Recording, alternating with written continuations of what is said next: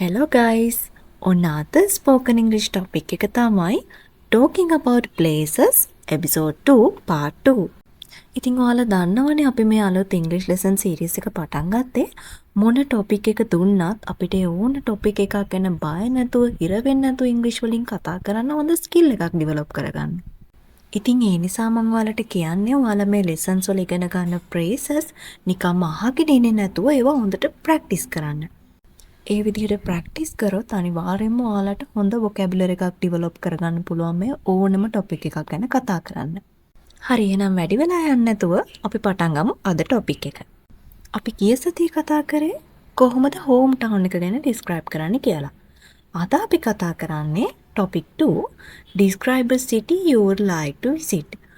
ඔයා බලන්න යන කැමති නගරයක් ගැන තමයි ඔන්න අද විස්තර කරන්නේ. අපි මුලින්ම සිටි එක ඉන්ට්‍රොඩියුස් කරමු. මම හැමදාමත් යන්න ආසාවෙන් හිටපු නගරයක් තියෙනවා. ඒ නගරය තමයි Tokyo. There's a city I have always wanted to visit and that city is Tokyo.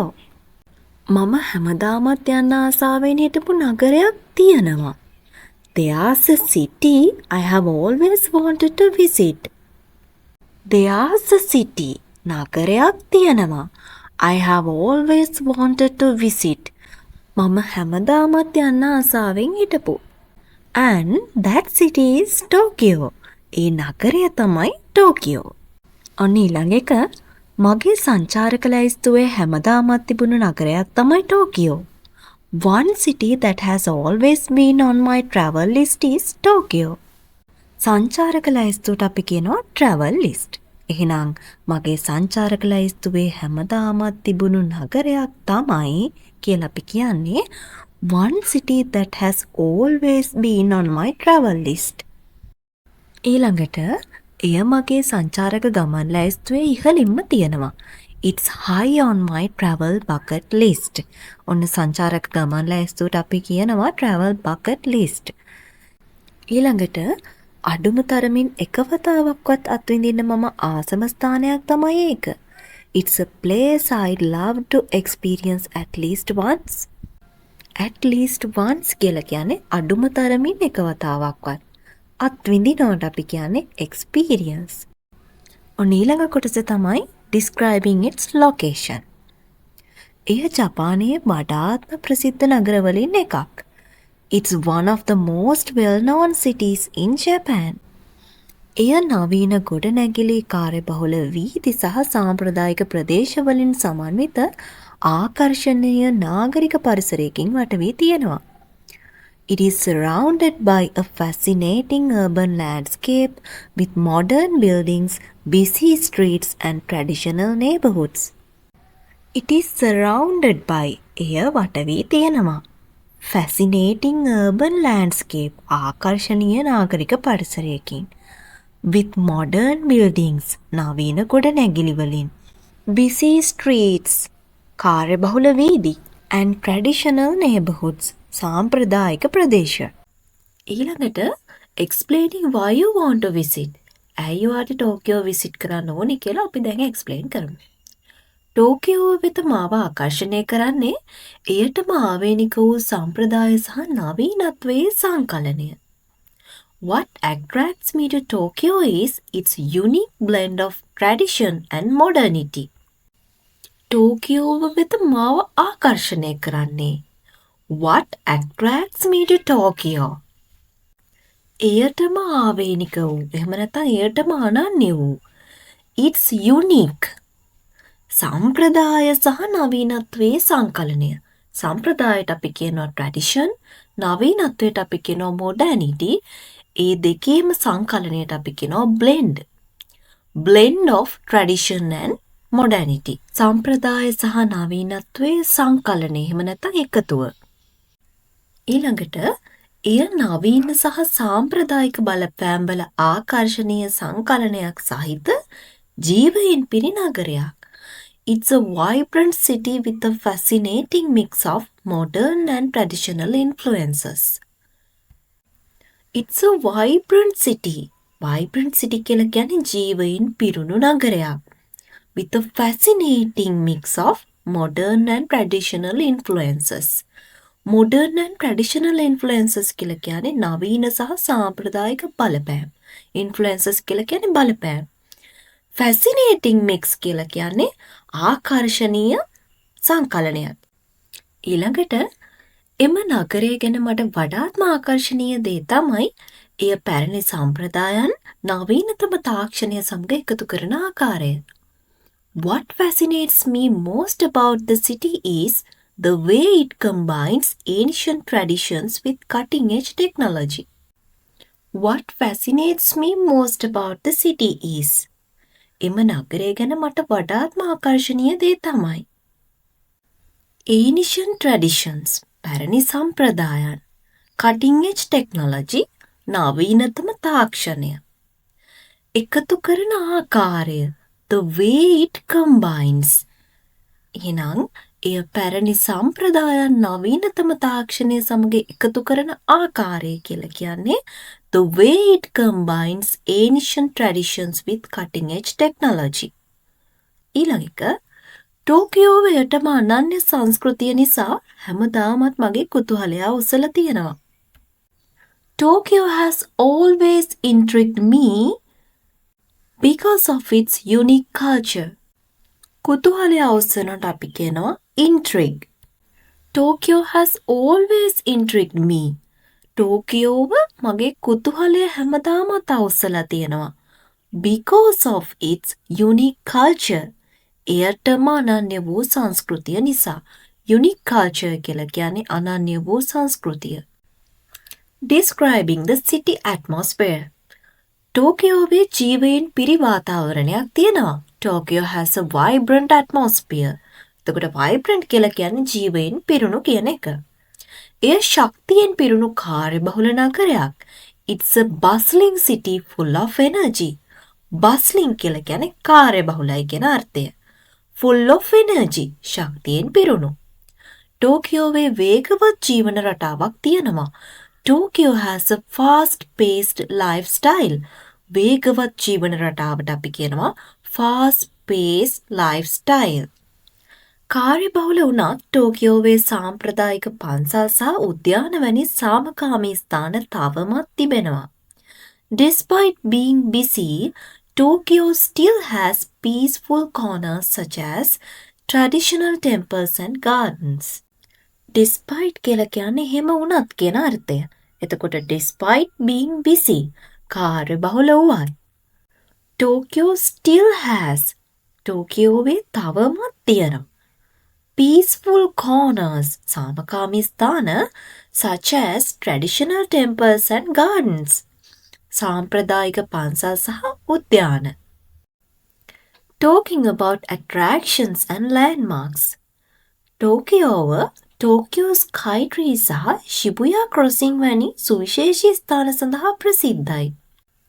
The city is famous for its iconic landmarks such as the Tokyo Skytree and Shibuya Crossing. Iconic landmarks කියලා කියන්නේ සුවිශේෂී සංකේතාත්මක ස්ථාන. ඊළඟට ටෝකියෝවේ ගවේෂණය කිරීමට වටිනා ස්ථාන ඕනෑ තරම් තිබෙනවා. There are plenty of places worth exploring in Tokyo. There are plenty of places. ඕනෑ තරම් ස්ථාන තියෙනවා. Worth exploring ගවේෂණය කිරීමට වටිනා. In Tokyo. ටෝකියෝවේ. නගරයට පොහොසත් ඓතිහාසික හා සංස්කෘතික උරුමයක් තියෙනවා. The city has a rich historical and cultural heritage. අපි උරුමයට කියනවා heritage කියලා. ඓතිහාසික සහ සංස්කෘතික උරුමයට අපි කියනවා historical and cultural heritage. එහි ඓතිහාසික වීදි ඔස්සේ ඇවිදින්න මම ආසයි. I'd love to wander through its historical streets. Wander කියලා මෙතන කියන්නේ නිදහසේ ඇවිදිනවා එහෙම නැත්නම් සැරිසරනවා. Historical streets කියලා කියන්නේ ඓතිහාසික වීදි. එහි ඓතිහාසික වීදි ඔස්සේ through its historical streets. ඊළඟට ටෝකියෝවේ ගෘහ නිර්මාණ ශිල්පය මට ඉතා ආකර්ශනීයයි. I am fascinated by Tokyo's architecture. ගෘහ නිර්මාණ ශිල්පයට අපි කියනවා architecture. මට ඉතා ආකර්ශනීයයි කියලා කියන්නේ I am fascinated. ඊළඟට ඒ ගොඩනැගිලි වලට අනන්‍ය ආකර්ෂණයක් තියෙනවා. The buildings have a unique charm. මෙතන unique charm කියලා කියන්නේ අනන්‍ය වූ ආකර්ෂණය. Talking about food. සැබෑ ජපන් ආහාර රස බලන්න මම ඇත්තටම බලාපොරොත්තුවෙන් ඉන්නවා. I am really looking forward to trying authentic Japanese food. මෙතන authentic Japanese food කියලා කියන්නේ සැබෑ එහෙම නැත්නම් නියම ජපන් ආහාර. I am really looking forward to. මම ඇත්තටම මග බලාගෙන ඉන්නවා. Looking forward කියලා කියන්නේ මග බලාගෙන ඉන්නවා කියන එක. I am really looking forward to. මම ඇත්තටම මග බලාගෙන ඉන්නවා. ඊළඟට ටෝකියෝවේ දේශීය ආහාර වෙළඳපළවල් ගවේෂණය කරන්න මම කැමතියි. I'd love to explore Tokyo's local food markets. Local food markets කියලා කියන්නේ දේශීය ආහාර වෙළඳපළවල්. Explore කියලා කියන්නේ ගවේෂණය කරනවා. ටෝකියෝවේදී සැබෑ ජපන් සුෂි රස බලන්න මම ආසයි. I'd love to try authentic sushi in Tokyo. ඉතින් authentic කියලා කියන්නේ සැබෑ එහෙම නැත්නම් නියම. ඊළඟට විවිධ වර්ගයේ රාමෙන් රස බලන්න මම කැමතියි. I'd love to sample different types of ramen. Different types of ramen. විවිධ වර්ගයේ රාමෙන්. ඊළඟට මෙතන sample කියලා කියන්නේ රස බලනවා කියන එක. ඊළඟට අපි කතා කරමු challenges. අභියෝග. ඕනෑම ප්‍රධාන නගරයක් වගේම ටෝකියෝවටත් එහි අභියෝග තියෙනවා. Like any major city, Tokyo has its challenges. විශේෂයෙන් කාර්යබහුල වෙලාවල නගරය තරමක් ජනාකීර්ණ වෙන්න පුළුවන්. The city can get quite crowded, especially during peak hours. Peak hours කියලා කියන්නේ කාර්යබහුල වෙලාවල්. The city can get quite crowded. නගරය තරමක් ජනාකීර්ණ වෙන්න පුළුවන්. කාර්යබහුල වෙලාවල රථවාහන තදබදය ගැටලුවක් වෙන්න පුළුවන්. Traffic congestion can be an issue during rush hour. ඉතින් මෙතන rush hour කියලා කියන්නේ කාර්යබහුල වෙලාව කියන අර්ථයෙන්. රථවාහන තදබදයට අපි කියනවා traffic congestion. Traffic congestion රථවාහන තදබදය can be an issue ගැටලුවක් වෙන්න පුළුවන් during rush hour කාර්යබහුල වෙලාවල් තුල. ඊළඟට ජීවන වියදමත් තරමක් ඉහළ වෙන්න පුළුවන්. The cost of living can also be quite high. The cost of living කියලා කියන්නේ ජීවන වියදම. Can also be quite high. තරමක් ඉහළ වෙන්න පුළුවන්. ඔන්න අන්තිමටම talking about expectations. බලාපොරොත්තුව ගැන කතා කරන්න යන්නේ. ටෝකියෝව අත්විඳීමට මම මග බලාගෙන ඉන්නවා. I'm looking forward to experiencing Tokyo. Experiencing කියලා කියන්නේ අත්විඳීම. I'm looking forward මම මග බලාගෙන ඉන්නවා to experiencing Tokyo. ටෝකියෝව අත්විඳීමට. එහිදී අමතක නොවන මතකයන් ඇති කරගන්න මම බලාපොරොත්තු වෙනවා. I'm hoping to make unforgettable memories there. I am hoping මම බලාපොරොත්තු වෙනවා to make unforgettable memories. අමතක නොවන මතකයන් ඇති කරගන්න. Unforgettable memories කියලා කියන්නේ අමතක නොවන මතකයන්. To make unforgettable memories there. There කියන්නේ එහිදී.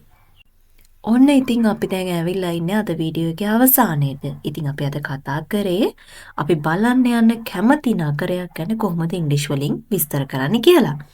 ඉතින් මම හිතනවා අද වීඩියෝ එකත් ඔයාලට ගොඩක් වැදගත් වෙන්න ඇති කියලා. අපේ අරමුණ තමයි ඕනම ටොපික් එකක් දුන්නාම ඒ ඕනම ටොපික් එකක් ගැන හිර වෙන්නේ නැතුව ඉංග්‍රීසි වලින් කතා කරන්න පුළුවන් කරගන්න එක. ඉතින් අද වීඩියෝ එකත් ඒකට ඔයගලන්ට ගොඩක් උදව් වෙන්න ඇති කියලා මම හිතනවා. ඉතින් වීඩියෝ එක හොඳයි නම් අපිව subscribe කරන්න. ඒ වගේම වීඩියෝ එක ගැන මොකද හිතෙන්නේ කියලා කමෙන්ට් එකකුත් දාගෙනම යන්න.